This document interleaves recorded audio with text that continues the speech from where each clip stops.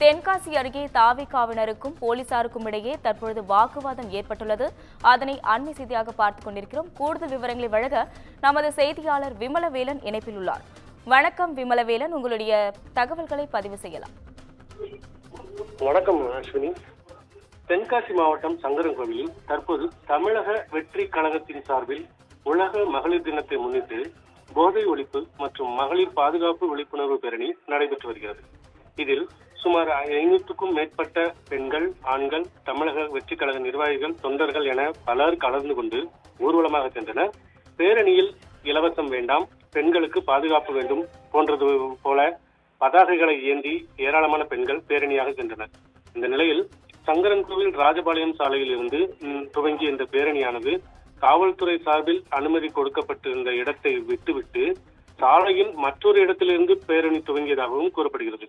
இதனைத் தொடர்ந்து சங்கரன்கோவில் காவல் ஆய்வாளர் அனுமதி வழங்கப்பட்ட இடத்தில் இருந்து பேரணியை துவங்குமாறு தவிகாவினரிடம் கூறியதில் அங்கிருந்த தவிக நிர்வாகி ஒருவர் ஆளுங்கட்சிக்கு ஆதரவாக செயல்படுகிறீர்களா என காவல் ஆய்வாளர் பற்றி கேட்க சங்கரன்கோவில் காவல் ஆய்வாளருக்கும் தவிக நிர்வாகிக்கும் இடையே வாக்குவாதம் ஏற்பட்டது.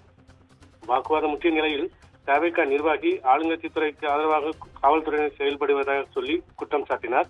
இதனைத் தொடர்ந்து காவல்துறையினர் வாக்குவாதத்தில் ஈடுபட்ட தவிக நிர்வாகியை கைது செய்ய முற்பட தவிக மாவட்ட செயலாளர் அந்த சம்பவ இடத்திற்கு வந்து காவல்துறையினருடன் பேச்சுவார்த்தை நடத்தி அந்த தவிக நிர்வாகியை சமாதானப்படுத்தி அங்கிருந்து அழைத்துச் சென்றார்.